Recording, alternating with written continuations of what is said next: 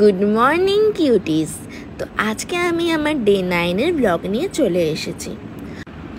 আর আগে থেকেই বলে দিচ্ছি আজকের এই ব্লগটা কিন্তু খুবই শর্ট হবে।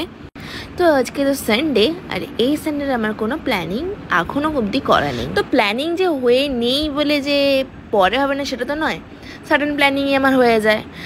দেন ফ্রেশ হয়ে গ্রিন টি খেয়ে দিয়ে ব্রেকফাস্ট করলাম। দেন একটু মায়ের সাথে আড্ডা মেরে স্নানটা সেরে নিলাম। আর স্নান করে যখন আমি হেয়ার মোছার জন্য বসলাম তখন মা আমাকে বলল যে আজকে বিকেলে নাকি আমাদেরকে নিউ বাড়িতে যেতে হবে, কষকয় নাকি আজকে অনেক কাজ টাজ আছে। তো তারপরে লাঞ্চ করলাম, আর আজকে লাঞ্চে ছিল ওই যে শুক্তো আর অমলেটের ক্যারি। আর এই দেখো দুপুরবেলায় বাবা আমাদের জিও মার্ট থেকে পার্সোনালি কি সুন্দর হাঁটতে হাঁটতে আসছে।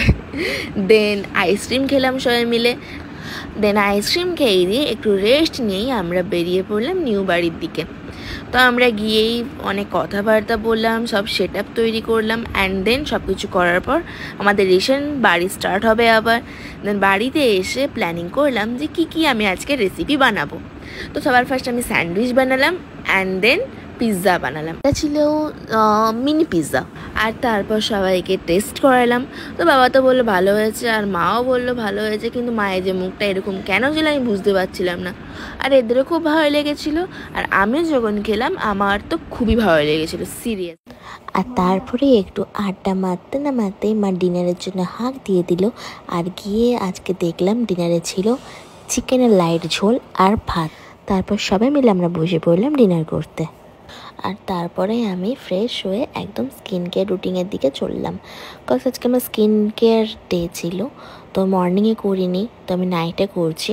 আর আজকে একটু মায়েরও স্কিন কেয়ার করে দিলাম। মা তো এগুলো করার সময় পায় না, আর আমি না করলে মা এগুলো কোনোদিনও করেও না। তো এটা আমি মাকে করে দিই। অ্যান্ড দেন স্কিন কেয়ারের পরেই আমরা সবাই মিলে আইসক্রিম। আর আজকের ব্লগ এখানেই এন্ড। Good night, tata.